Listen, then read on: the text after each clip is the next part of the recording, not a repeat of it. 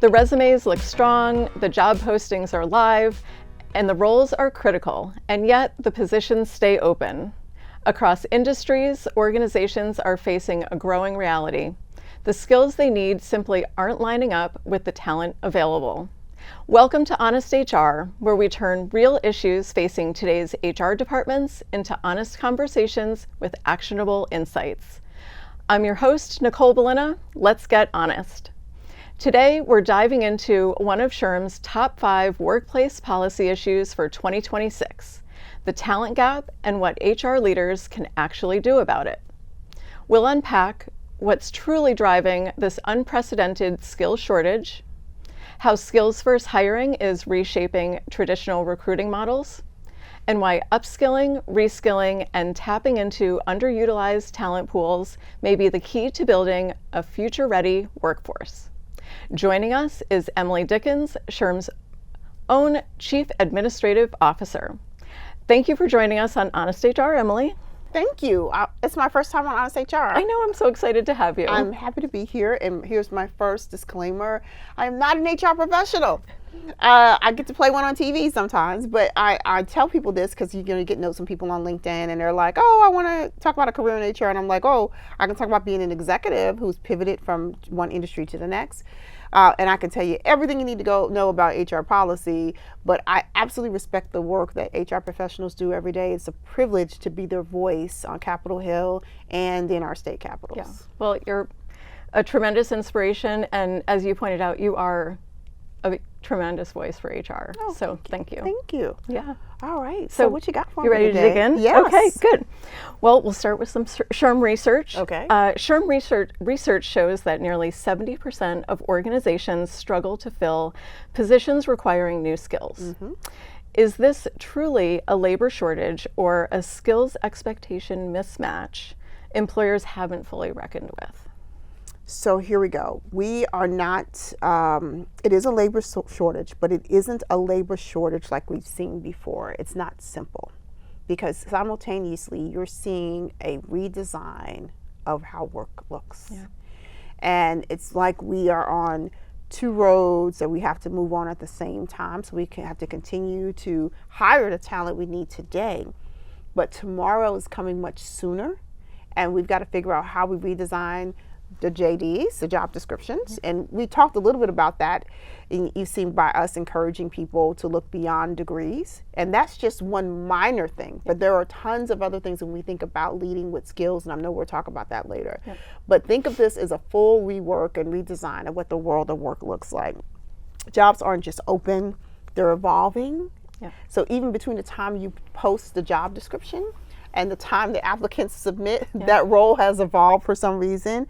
And when work is changing faster than the existing pathways that we know, pipelines of how we get people into work, then we also know that a mismatch is inevitable. And that's part of the reason why we have the gap we have is, we talk about this with our E-Square initiative, the jobs are not matching the talent that's out there. Right. So given your expertise in government affairs, where do you see the biggest disconnect between what lawmakers think employers need and what the labor market is actually demanding? So I think the biggest disconnect is we don't do a good enough job of telling lawmakers in a timely fashion what the world of work looks like today. You have to remember, lawmakers at some point had a job somewhere. And imagine getting a lawmaker who worked in higher education talking to a CHRO or a VP of HR who works in higher education today.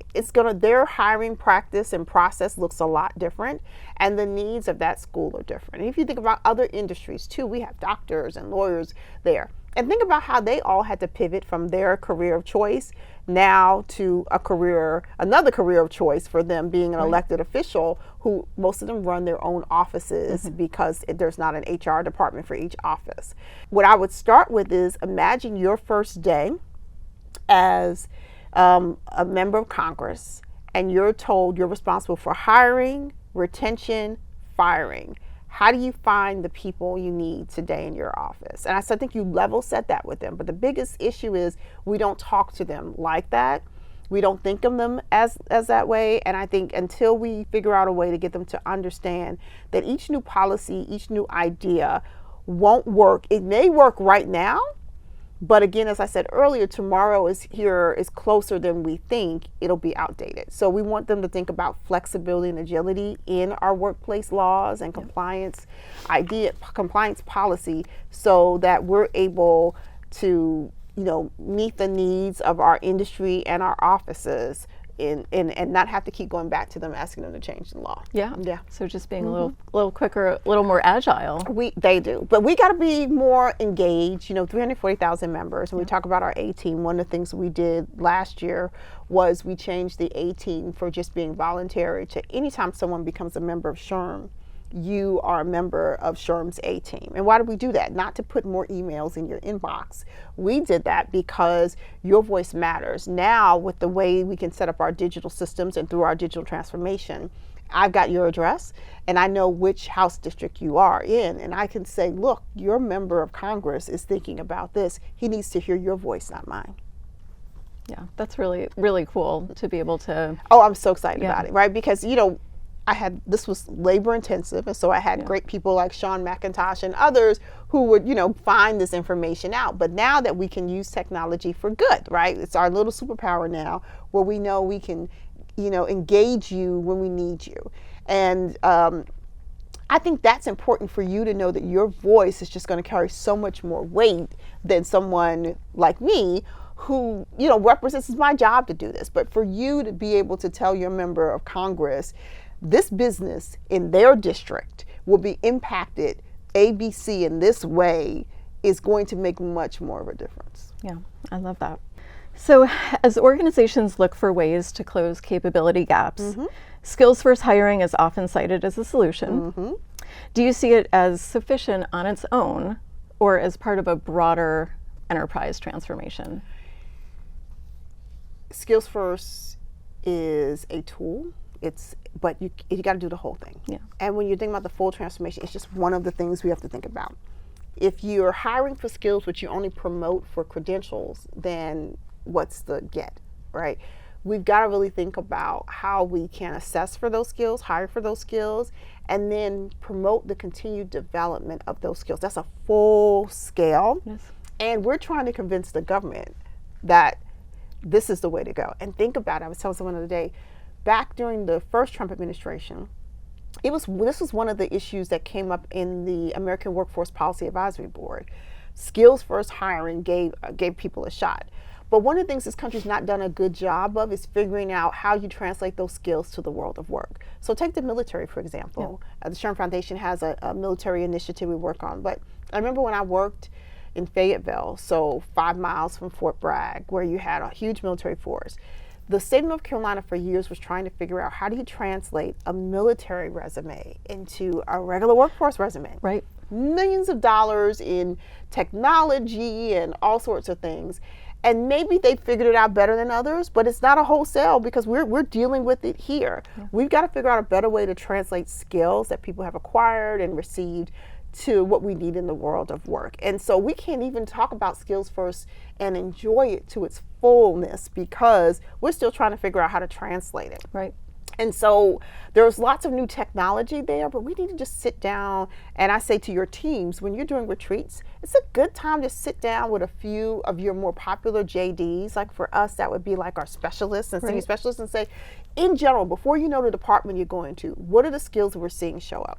I will also say, when we talk about skills first, we're always thinking about technical skills. Let's make sure we're incorporating what used to be soft skills, which we now call power skills. Right, absolutely. Because someone with power skills, that means someone who's a collaborator, a team player, someone who can communicate well in writing and verbally, someone who has good judgment and critical thinking skills. Those types of things are critical, and we can take that person and train them to do anything. Right. But we're not spending enough time on the power skills, and we're missing that from the discussions of skills first. Yeah. So from an operational standpoint, what shifts in workforce planning, performance management, internal mobility are required to make a skills first model sustainable? Stop planning for people, plan for capabilities.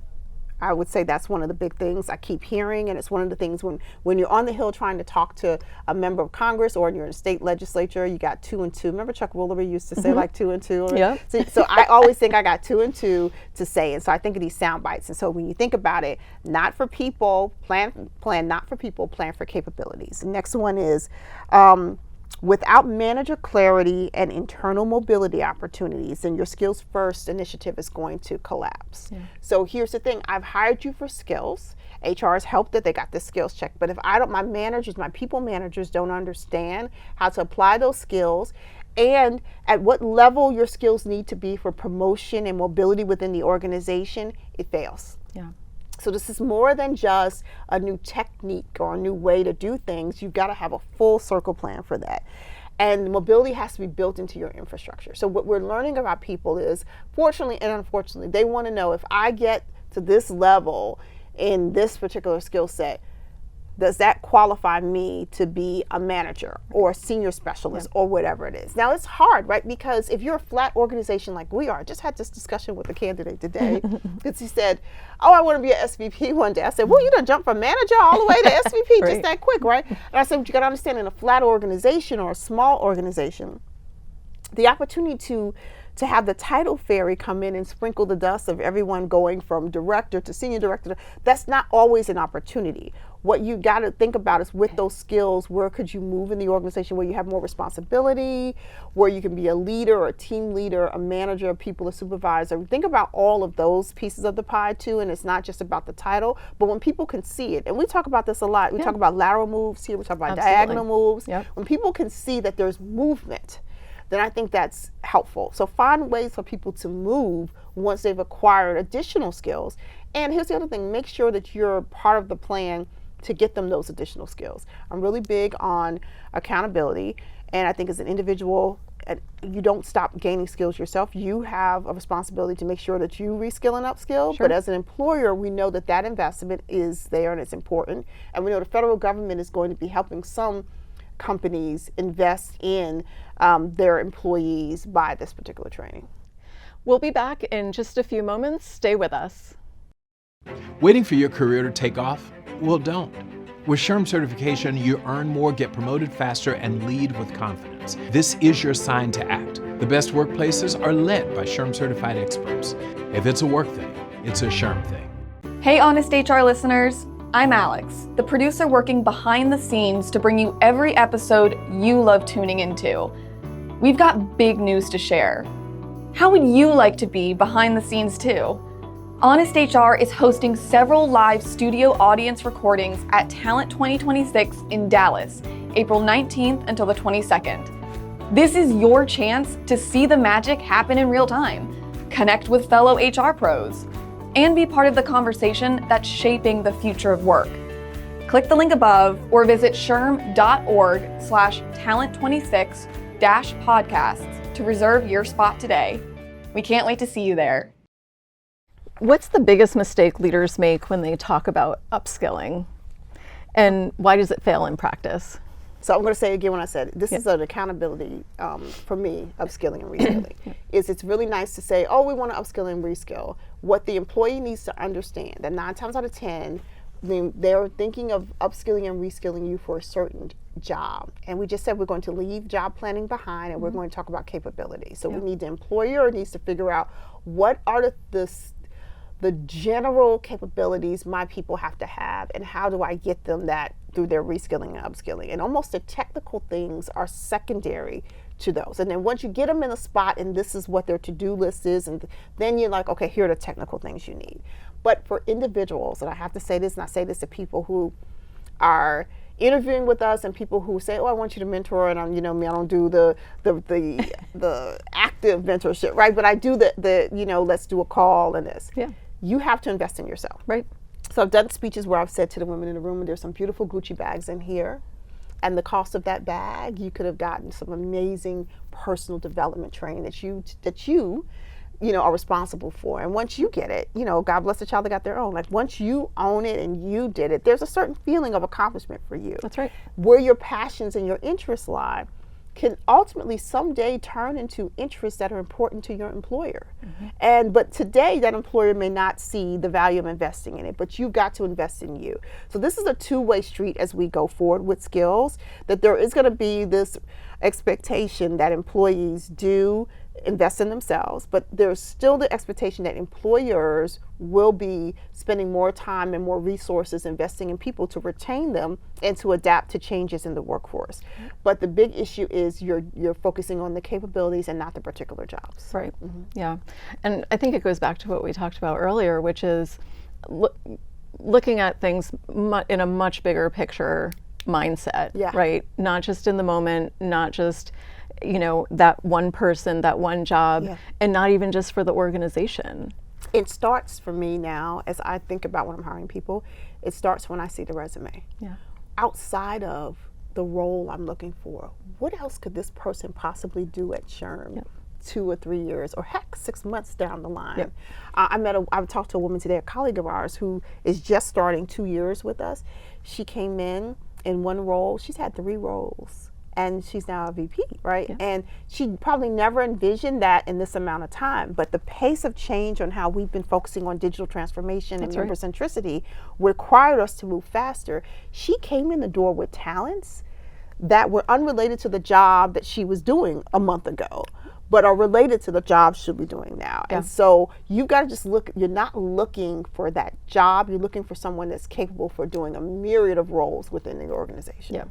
Yeah, and I love what you said about when you look at somebody's resume, you don't think about the job that they're interviewing for, you think about what else they can do. I do the same thing. Well, that makes me feel good, because you're the actual HR professional, right? So I'm like, okay, good, check, I'm doing that. Well, but you have a great eye for talent. So I'm trying. But yeah, I always try to imagine, you know, people's potential. And that really is kind of the trick, right? Is looking beyond who's standing in front of you today. And the potential of the person and their capabilities and the future of the organization. And isn't that how humans are? I think about it, people keep saying, you know, when you look for your significant other, you're looking at them today, but you're looking at their potential, right? Can they keep a job? Will they be a good, you know, a good parent? You know, they're these things. I think you take, that's a natural thing for us, and I think you just got to bring that naturalness to it and think about the company as a whole, and don't be selfish, because there's great talent. You know, I just lost some great talent. I recruited this young man 2 years ago. Johnny stole him, right? But not really, but he's so good. But there was something I saw in him that I thought he'd be good for the organization. The other thing I said is look for people who can teach you things. As a people manager, I say you don't know everything. My father used to remind my mother that all the time, and so in the house we used to joke like, you don't know everything, Alice, like that was his thing. But it's so realistic, and so I love meeting someone and looking at a resume of someone who has a skill that I don't have. Even if they're going to be my direct report, I know I'm going to learn something from them. And I think if you even are more open, then you just never know what type of talent you're bringing inside. Yeah, I always look at, you know, you were saying earlier that you look at the organization and org charts, right? I do. And I've always thought about it as Tetris, right? You're putting these pieces together and they're always moving, right? And you're trying to put people together. So. You are. One of my favorite games. I hate that. Like, I used to have like my own little personal Tetris. All right, so with AI-driven workforce transformation accelerating, what strategies should organizations prioritize to address the growing need for reskilling and upskilling? So first, I think I'm so proud of how we managed the introduction of AI to our workforce here. So if you'll recall, December of a particular year, we were at an event, our CEO Academy, and a professor from Wharton gave a speech and said, stop hiding from AI and open it up to your people. Let them try it. There's no fear here, right? We came back and we offered to every member of the staff, we would pay for it, a subscription to ChatGPT. Subsequently, we had our transformation team working on whether we could have our own GPT, right? Because we understood the importance of being able to control our content and our information. The number one thing is not to run, this is like any other skill, not to run from it. And you know, our AI plus HI is the ROI, and we say this. We told people you're going to not lose a job to the technology, you're going to lose your job to somebody who knows how to leverage that technology to do your job. That's right. I think here and in other places, it's important to get people to figure out how this technology can help them be more efficient in their roles, to be more efficient for the company's resources, and how it allows you to think bigger. So what I said to someone the other day, I do this briefing quarterly, and I have to combine 7 or 8 reports into one briefing so that it's one voice. Right. I would spend days, because of course I couldn't spend the whole day, I got other stuff to do, right? But it would be multiple days I'd have to plot aside time for me to pull this together. With AI as a tool, I could then, a couple of months ago, feed all 7 in there. I still got to edit, right? But it's good. This time when I did it, I created a prompt up front, shared that prompt with the people who were going to be submitting the report. So they did their report based on that prompt, then fed that prompt and their reports in there, and it cut down time. Yeah. My brain had to expand to think beyond, just attach these documents and spit it out. My brain responded and expanded to think, let me do it backwards, identify a prompt that could get me what I want, have the people write their reports to the prompt, and then feed it back in. Our brains are going to get bigger, I believe. This tool helps us expand, and other tools help expand your thinking. We already don't use enough of our brain anyway. People always say we use a very small percentage of our brains. So this is an opportunity for us to expand our brains and expand the brains of the people who work for us, so that those who are working for us are thinking bigger than we could have ever imagined. So while there are concerns about using AI with identifying, of course, talent and things of that nature, you still need the AI. You're not going to use that automated employment tool, right, and not look at what was spit out and say this isn't, and not add your own personal judgment to it as an HR professional. Right. It is important to get people comfortable with this tool. And I know, but depending on the industry, it does, it's going to be different. But give them the opportunity to experience it and figure out how they can use those brains of theirs to leverage the work they do daily. Yeah. So SHRM emphasizes the importance of recruiting untapped talent. Yes. Such as veterans, older workers, and individuals with criminal histories.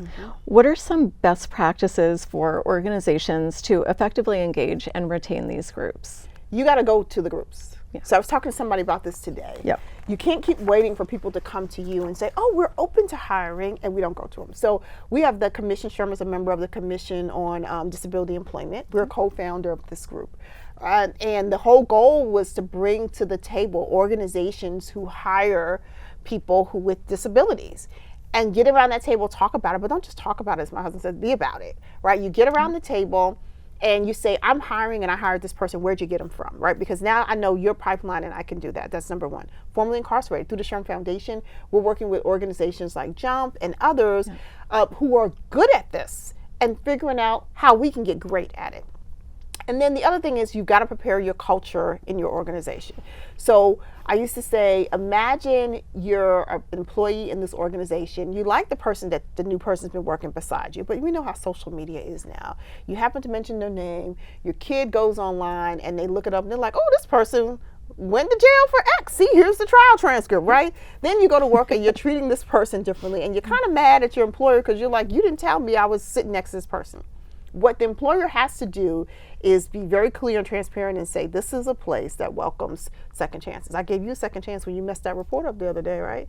Right? And so we embrace second chances, all types of second chances, which means that we are going to hire people who may have had interaction with the criminal justice system.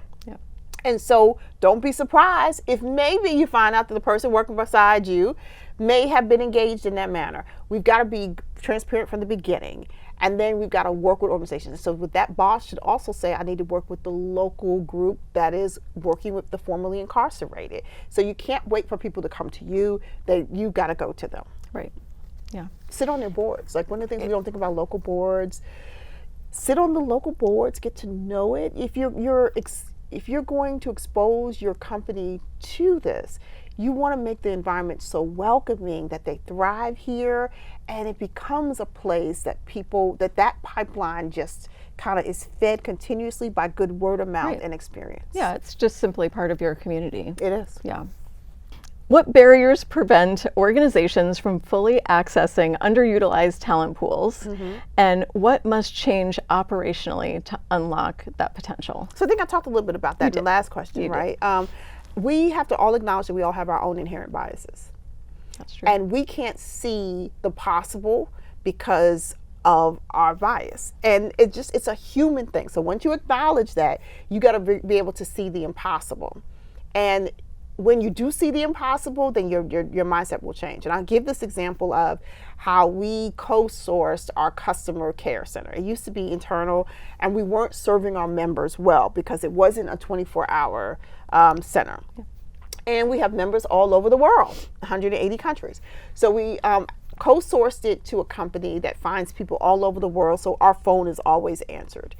After the first year, we were heard about an employee who was amazing. He was a top person in terms of meeting needs. People always had things. And so, of course, they said, do you and Johnny want to meet him virtually? Of course we do. So we go on this virtual call. You know what happens?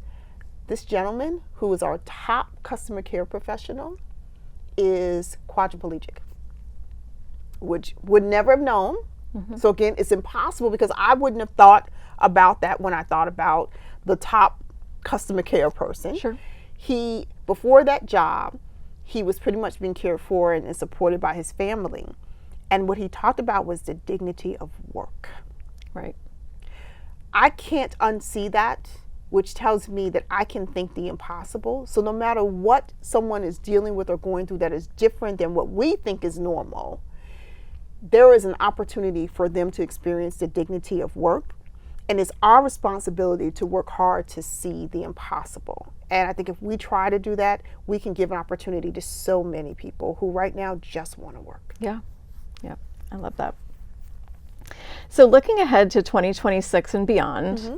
what will separate organizations that mm-hmm. take a strategic enterprise-level approach to talent acquisition mm-hmm. and workforce development from those that fall behind? I thought about this because I'm so competitive, it's in my top 10 gallery, right? Okay. Winners, the winners will run talent like a system, not a series of transactions. Yep. This is a continuous system. We joke here, we say everybody's a recruiter. That's right. And I feel like if I don't find, it's so rare where I don't find somebody that I'm like, Nicole, this could be the person for my role, right? Because I feel like I should be out there. Everyone should know that you should always be looking for talent, always be trying to identify skills. So in everything we do every day, even if you keep your own skills list, I'm going to start keeping a skills list in the back of my notebook I carry. What skills did I use today? Because that. How can I say what the skills are, right? And we're saying skills like it's it's this group of things, right? Let's talk about what's in that group. So we should all be more intentional about this. So this is not a series of transactions. You want to put together a cohesive system of talent recruitment and engagement in a manner that will serve you today and tomorrow. So this is big picture for you. The advantage isn't hiring harder, it's building smarter pathways. So again, what are things we could do when we think about pathways to getting untapped talent pools? It is, how simple is it to get involved in your local nonprofits related to people who are formerly incarcerated, who are living with disabilities, older workers? Think about the organizations. There used to be a nonprofit group, because I was at AmeriCorps Vista, and there's like a version of that for older workers who volunteered their time. They'd love to get paid now. They're volunteering, but I'm sure now with the price of eggs and everything else, they want to get paid. Figure out how you get engaged in those groups in the community. Right. Your executive team, one of the things we talk about is your executive team should be serving on boards and things like that are local, where you can meet these groups and get them into your pathways. And then I think when you think about your strategy is focused on skills alignment as opposed to anything else, this will be separate the people who are just doing the old school, I'm building a group of people, from the people who are really like trying to chase talent. I want people to think that we're chasing the best talent, even when I don't have a job to offer them. Right. Because I'm still going to have that pipeline. And I can't tell you, you know this, somebody who, heck, I've got a really great senior director. When she did the initial outreach to me, we didn't have a job available for her. But I kept her in mind. And when we did, and I made the call, she was ready and we were ready. So this is a constant, you're constantly chasing the next win. And that win is bringing in this talent with the capability and the skills that are going to help you be a great employer and a great organization going forward. Yeah, great. Well, Emily, thank you so much for sharing your insights with us today. It was such a pleasure to have you with us. It's been a privilege. I'm glad I finally got on Honest HR. I know. Thank you so much. Well, that's going to do it for this week's episode of Honest HR. We will catch you next time. Hello, friends. We hope this week's episode gave you the candid tips and insights you need to keep growing and thriving in your career. Honest HR is part of HR Daily, the content series from SHRM that delivers a daily newsletter directly to your inbox, filled with all the latest HR news and research. Sign up at shrm.org/HRdaily. Plus, follow SHRM on social media for even more clips and stories. Like, share, and add to the comments. Because real change starts with real talk.